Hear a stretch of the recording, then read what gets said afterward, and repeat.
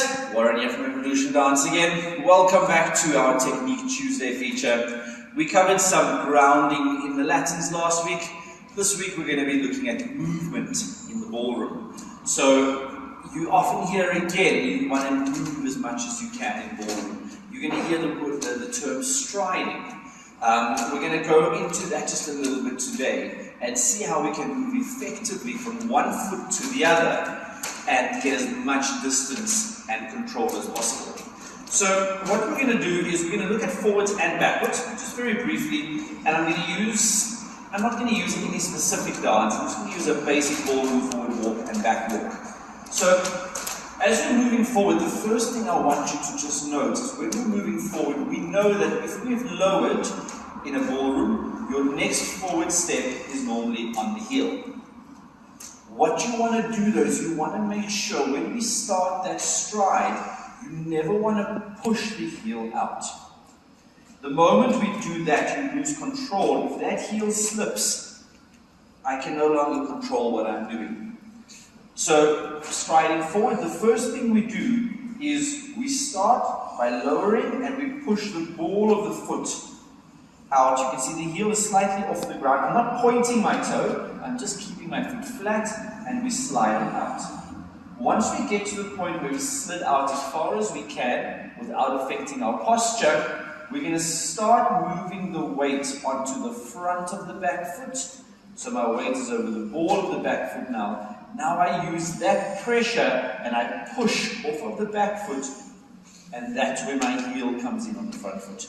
So if we do it quicker, you see it goes there, my weight starts moving forward, and I push off onto that front foot.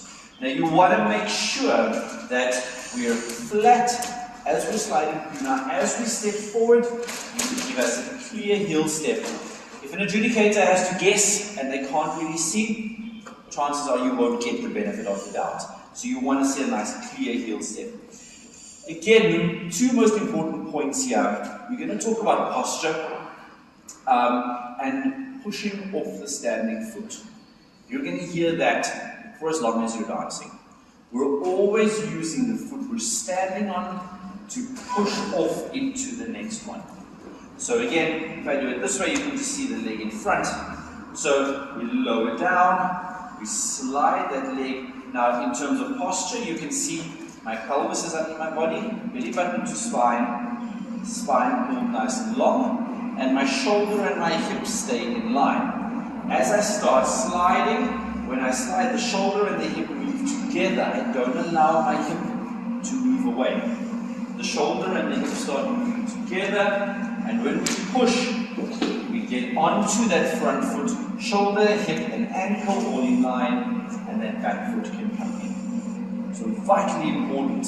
I always say, I prefer quality over quantity. So I would much rather have somebody taking a slightly smaller step, but maintaining the quality in the posture, than trying to take a really big step and your posture's all over the show. It doesn't look nice and it makes it very difficult for your partner. If we look at going backwards, exactly the same principle. As we lower, we can extend that leg back. We extend it back straight and as far as we can without affecting the posture. Once again, so the pelvis stays under the body, we extend that leg. When I've reached my maximum, I start moving my weight over to the heel of the front foot, and once I've reached the heel, I use that heel to push myself onto the back foot. And this is why we drag our heels when we're down to the ballroom. Not because the technique says so, but because we're using the heel to actually propel ourselves onto the back foot. Again, exactly as we said in the forward walks, we extend, the posture stays up, we move as far back as we can, and we push onto it. Once we get onto that back foot, shoulder, hip, ankle, and that front foot will come in. Just a couple of common mistakes that happen, especially going forward. When you stride, when you take a step forward, be careful not to leave the standing foot behind. Oftentimes you'll have a beautiful movement, start off perfectly, and you'll take a nice big step and that foot stays behind. So immediately you see what it does. leaves the pelvis behind, body's going to drop forward, and you've got to fight to bring it in. That's why when we're moving from the core, so you move forward onto that foot, and notice that back foot comes in straight away, and when it reaches the other foot, it's flat. Here as well, we don't want flattened legs. You're going to bump your partner over there. Cool! That's just a very basic introduction into striding and movement in the ballroom. If you guys have any questions, leave us a comment, give us a call, and we will see you all next week. Have a good one.